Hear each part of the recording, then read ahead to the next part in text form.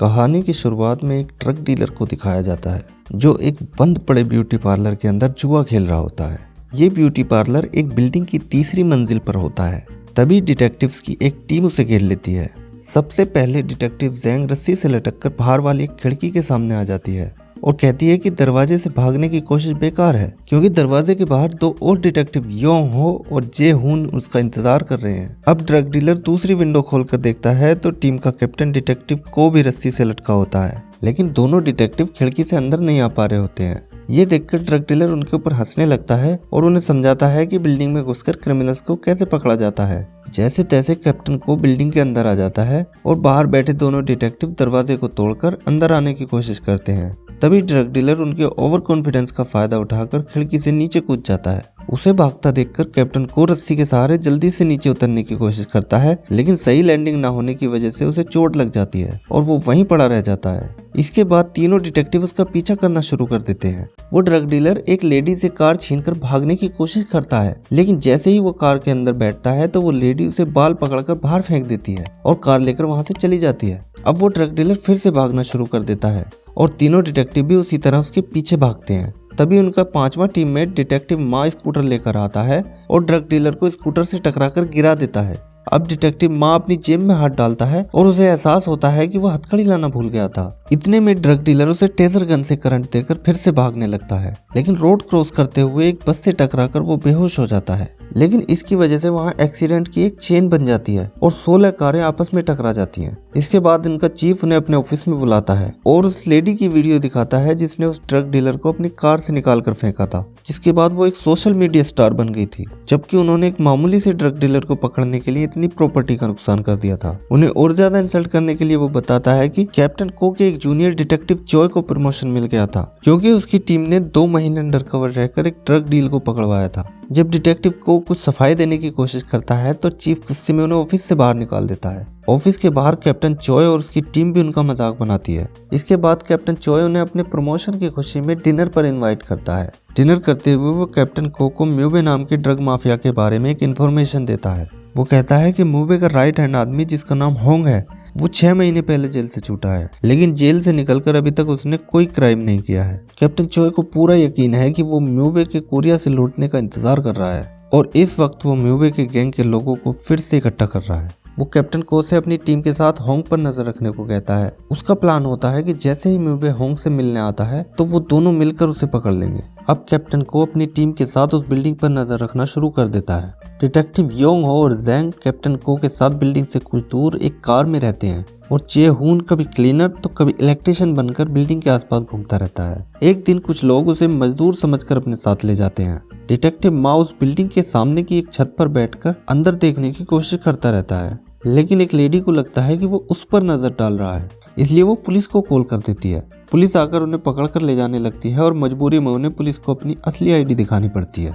अब वो लोग सामने बने एक चिकन रेस्टोरेंट में बैठकर बिल्डिंग पर नजर रखने लगते हैं। एक दिन जब वो रेस्टोरेंट के अंदर बैठे होते हैं तो अचानक उन्हें सामने की बिल्डिंग के बाहर म्यूबे अपने गैंग के साथ दिखाई देता है, लेकिन रेस्टोरेंट के मालिक की वजह से उनका ध्यान हट जाता है और तब तक म्यूबे वहां से चला जाता है। इसके बाद कैप्टन को अपनी टीम के साथ आगे का प्लान बनाने लगता है, लेकिन तभी रेस्टोरेंट का मालिक कहता है कि वो ये रेस्टोरेंट बेचने वाला है क्योंकि यहाँ हफ्ते में 1-2 बार ही कस्टमर आते हैं। ये सुनकर वो रेस्टोरेंट खरीदने के बारे में सोचने लगते हैं क्योंकि ये खाली पड़ा रेस्टोरेंट म्यूबे और उसके गैंग पर नजर रखने के लिए सबसे अच्छी जगह थी, लेकिन चीफ उन्हें इस काम के लिए कोई पैसा नहीं देता। इसलिए कैप्टन को अपनी वाइफ से छुपाकर अपने रिटायरमेंट फंड का सारा पैसा निकाल लेता है और अगले दिन वो ये रेस्टोरेंट खरीद लेता है। इसके बाद वो बिल्डिंग में सीक्रेट डिवाइस लगाकर म्यूबे के गैंग के लोगों को ट्रैक करना शुरू कर देते हैं, लेकिन म्यूबे के लोग बिल्डिंग में टीवी देखने के अलावा कोई काम नहीं कर रहे थे। कैप्टन को ने सोचा था कि रेस्टोरेंट में कोई कस्टमर नहीं आएगा, लेकिन जब से उन्होंने ये रेस्टोरेंट खरीदा था तब से बार बार कस्टमर्स आ रहे थे, जिससे उसकी टीम ठीक से इन्वेस्टिगेशन का काम नहीं कर पा रही थी। अब डिटेक्टिव माँ कहता है कि अगर हम कस्टमर्स को ऐसे ही वापस भेजते रहेंगे तो लोगों को हमारी असलियत पता लग जाएगी, इसलिए हमें चिकन बेचना शुरू करना पड़ेगा। तभी अचानक सर्विलांस पर कुछ आवाजें सुनकर उन्हें पता चलता है कि सामने वाली बिल्डिंग में म्यूबे के गैंग के लड़के टीवी के रिमोट को लेकर आपस में लड़ रहे होते हैं। अब होंग उनकी आपस में फाइट करवाता है और हारने वाली टीम को बाहर चिकन लेने के लिए भेजता है। ये सुनकर वो जल्दी जल्दी सारी चीजें छुपाने लगते हैं और दरवाजा लॉक करने की कोशिश करते हैं, लेकिन दरवाजा लॉक करने से पहले सामने वाली लेडी बाहर पड़े कचरे की शिकायत करने के लिए अंदर आ जाती है और डिटेक्टिव माँ को देखकर फिर से पुलिस को कॉल करने लगती है। अब को उस लेडी को समझाता है कि वो लोग इस रेस्टोरेंट को खरीदना चाहते थे, इसलिए वो आसपास के इलाके का सर्वे कर रहे थे। अब उस लेडी को पिछली बार हुई गलतफहमी का एहसास हो जाता है और वो उनसे चिकन खरीदना चाहती है, लेकिन वो उस लेडी को बताते हैं कि इस वक्त उनके पास चिकन तैयार नहीं है क्योंकि उन्होंने अभी अभी ये रेस्टोरेंट खरीदा है। थोड़ी देर में म्यूबे के गुंडे भी चिकन लेने रेस्टोरेंट के अंदर आ जाते हैं, लेकिन वो लेडी उनसे भी कह देती है कि इनके पास अभी चिकन तैयार नहीं है। अब कैप्टन को फ्राइड चिकन का सारा सामान खरीद लाता है, लेकिन चिकन फ्राई कौन करेगा? इसके लिए कैप्टन को चारों टीम मेंबर से अलग अलग चिकन फ्राई करवाते हैं। इनमें से एक ने चिकन ठीक से फ्राई नहीं किया था, दूसरे के चिकन का टेस्ट बहुत बुरा था और तीसरे ने तो सारा चिकन ही जला दिया था। लेकिन आखिर वाले चिकन का टेस्ट बहुत अच्छा था जो डिटेक्टिव माँ ने फ्राई किया था, इसलिए उसे ही रेस्टोरेंट का कुक बना दिया जाता है। इसके बाद पहले 2 कस्टमर उनके रेस्टोरेंट में आते हैं और सॉस के साथ फ्राइड चिकन ऑर्डर करते हैं, लेकिन उन्होंने सॉस बनाने के बारे में तो सोचा ही नहीं था। इसलिए डिटेक्टिव माँ अपनी फैमिली रेसिपी वाली सॉस बनाकर चिकन के साथ सर्व करता है, लेकिन जब कस्टमर इसे टेस्ट करते हैं तो उन्हें ये बेहद पसंद आता है और उनका फ्राइड चिकन पॉपुलर हो जाता है। इसके बाद उनके रेस्टोरेंट की सारी टेबल फुल होने लगती हैं और कस्टमर्स को अंदर आने के लिए लाइन में लगना पड़ता है। उन्हें रेस्टोरेंट के काम में डिटेक्टिव की सैलरी से भी ज्यादा कमाई होने लगी थी। अब कैप्टन को अपनी वाइफ को अच्छे पैसे और एक फैंसी बैग दिलवाता है जो वो काफी दिनों से उससे मांग रही थी, लेकिन को उसे रेस्टोरेंट वाली कोई बात नहीं बताता। वो उससे झूठ बोलता है कि उसे बोनस मिला है। अब डिटेक्टिव योंग हो बाहर रहकर म्यूबे के गुंडों पर नजर रखता है और बाकी सभी डिटेक्टिव कैप्टन को के साथ रेस्टोरेंट का काम संभालते हैं। उनके रेस्टोरेंट की कामयाबी को देखकर एक टीवी चैनल का प्रोड्यूसर उनके रेस्टोरेंट को अपने शो में दिखाना चाहता था, लेकिन कैप्टन को उसे मना करके रेस्टोरेंट से बाहर निकाल देता है क्योंकि इससे उनकी असली पहचान सबके सामने आ जाती। टीवी प्रोड्यूसर को बहुत बुरा लगता है और वो वहां से चला जाता है। एक दिन रात को डिटेक्टिव योंग हो को म्यूबे अपनी गैंग के साथ कार में जाता दिखाई देता है। वो अपनी टीम को कांटेक्ट करने की कोशिश करता है, लेकिन वो लोग कस्टमर्स को हैंडल करने में इतना बिजी होते हैं कि उन्हें कुछ पता नहीं चलता। इसलिए योंग हो अकेले ही गाड़ियों का पीछा करने लगता है, लेकिन एक जगह जाकर गाड़ियां अलग अलग डायरेक्शन में मुड़ जाती हैं और योंग हो कंफ्यूज होकर रेस्टोरेंट वापस आ जाता है। वापस आकर वो उन पर चिल्लाता है कि अगर वो उसकी कॉल रिसीव कर लेते तो शायद म्यूबे आज पकड़ा जाता। अब उन्हें एहसास होता है कि वो रेस्टोरेंट की वजह से अपने असली काम पर ध्यान नहीं दे पा रहे थे, इसलिए वो अपने फ्राइड चिकन के दाम काफी बढ़ा देते हैं जिससे कोई भी कस्टमर उनके रेस्टोरेंट में ना आए। लेकिन असल में इसका उल्टा होता है। अब लोग इसे एम्परर चिकन के नाम से सोशल मीडिया पर पोस्ट करना शुरू कर देते हैं, जिससे उनका रेस्टोरेंट पहले से भी ज्यादा पॉपुलर हो जाता है। उनको समझ में नहीं आता कि क्या करें। इसी बीच उनका चीफ उन्हें ऑफिस में बुलाकर फिर से फटकार लगाता है क्योंकि इतने दिन में उनकी टीम कोई रिजल्ट नहीं दे पाई थी।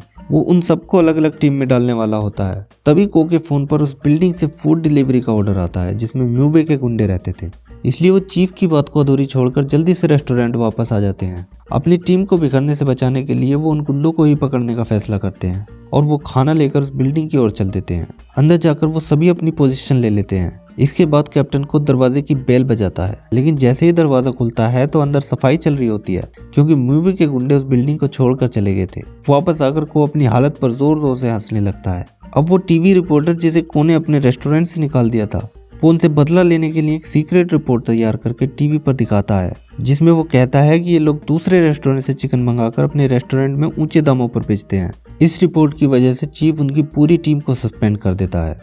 अब उनके पास कोई और रास्ता नहीं था, इसलिए सभी रेस्टोरेंट चलाने के लिए तैयार हो जाते हैं और अगले दिन सभी रेस्टोरेंट वापस आकर काम पर लग जाते हैं। तभी एक बिजनेसमैन उनके रेस्टोरेंट में आता है जो पूरे देश में उनके रेस्टोरेंट की फ्रेंचाइजी खोलना चाहता था।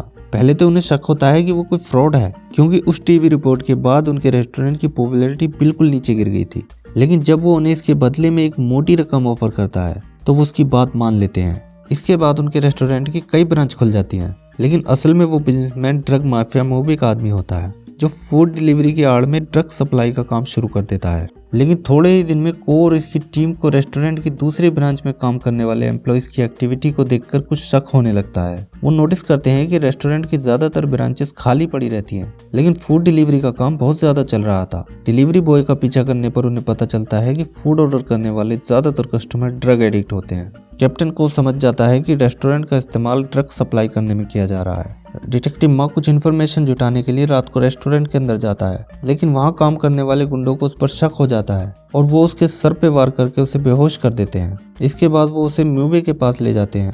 जब उसे पता चलता है कि माँ एक डिटेक्टिव है तो वो उसे मोहरा बनाकर उसकी पूरी टीम को मारने का प्लान बनाता है। लेकिन उससे पहले वो टेड चैंग नाम के एक दूसरे ड्रग माफिया के साथ ड्रग डील फाइनल करने चला जाता है। इधर डिटेक्टिव जैंग जब माँ के फोन पे कांटेक्ट करने की कोशिश करती है तो उसके पास माँ के फोन से एक वीडियो कॉल आता है जिसमें डिटेक्टिव माँ जख्मी हालत में कुर्सी से बंधा हुआ होता है। अब वो चारों डिटेक्टिव माँ के फोन की लोकेशन को ट्रैक करते हुए उसे बचाने के लिए चल देते हैं। इधर म्यूबे के गुंडे माँ को जिंदा दफनाने के लिए गड्ढा खोदने लगते हैं, लेकिन उतनी देर में माँ अपने हाथ खोल लेता है और उन सब गुंडों को पीटकर बेहोश कर देता है। इसके बाद वो यहाँ से निकल रहे गुंडों के ट्रक के पीछे लटक जाता है और उस जगह पहुंच जाता है जहाँ म्यूबे और टेड चैंग के बीच एक ड्रग डील फाइनल होने वाली थी। यहाँ माँ को यह भी पता चल जाता है कि उसकी टीम उसे ढूंढते हुए यहाँ पहुंचने वाली है। जब वो देखता है कि ड्रग डील फाइनल होने वाली है तो वो मोबाइल से पुलिस सायरन बजा देता है। म्यूबे को लगता है कि चैंग ने पुलिस को बुलाया है, इसलिए वो गुस्से में उसकी टांग में गोली मार देता है, जिसके बाद दोनों गैंग आपस में लड़ना शुरू कर देते हैं। इस बीच कैप्टन को अपनी टीम के साथ यहाँ आ जाता है और ड्रग माफियाओं की एक फोटो खींचकर डिटेक्टिव चोय के पास भेज देता है। जब दोनों गैंग के लोग देखते हैं कि उन्हें पकड़ने सिर्फ 5 लोगों की टीम आई है तो वो आपस में लड़ना बंद कर देते हैं और उन्हें मारने के लिए तैयार हो जाते हैं। इधर चोय वो फोटो मिलते ही तुरंत अपनी टीम के साथ उनकी लोकेशन की ओर चल देता है। उसकी टीम के लोगों को लगता था कि वो लोग ज्यादा देर तक गुंडों के सामने नहीं टिक पाएंगे, लेकिन चोय अच्छी तरह से जानता था कि वो 5 सारे गुंडों पर भारी पड़ने वाले हैं। वो बताता है कि डिटेक्टिव मान नेशनल टीम का जूडो प्लेयर रह चुका है। योंग हो इससे पहले स्पेशल फोर्स में था। जैंग हो एक थाई बॉक्सर थी और जे हून एक बेसबॉल प्लेयर था। आखिर में चोय बताता है कि कैप्टन को डिपार्टमेंट में ज़ोंबी के नाम से फेमस है, क्योंकि वो 12 बार बुरी तरह घायल होने के बाद भी हर बार बच जाता है। इधर म्यूबे मौका देखकर वहां से भागने लगता है। कैप्टन को उसका पीछा करता है, लेकिन म्यूबे की गार्ड उसे रोक देती है। अब डिटेक्टिव जैंग उससे लड़ने लगती है और कैप्टन को म्यूबे का पीछा करता है। इस बीच म्यूबे एक बोट लेकर वहां से भागने लगता है। तभी कोप पीछे से बोट पर चढ़ जाता है और दोनों एक दूसरे से लड़ते हुए बुरी तरह घायल हो जाते हैं, लेकिन कैप्टन को किसी ज़ोंबी की तरह उठ खड़ा होता है। थोड़ी देर बाद डिटेक्टिव चोय अपनी टीम के साथ वहां पहुंचता है और देखता है कि को की टीम सारे गुंडों को बांधकर उनके आने का इंतजार कर रही होती है। आखिर में को और उसकी पूरी टीम को पूरे सम्मान के साथ प्रमोट किया जाता है। इसी के साथ ये मूवी एंड हो जाती है।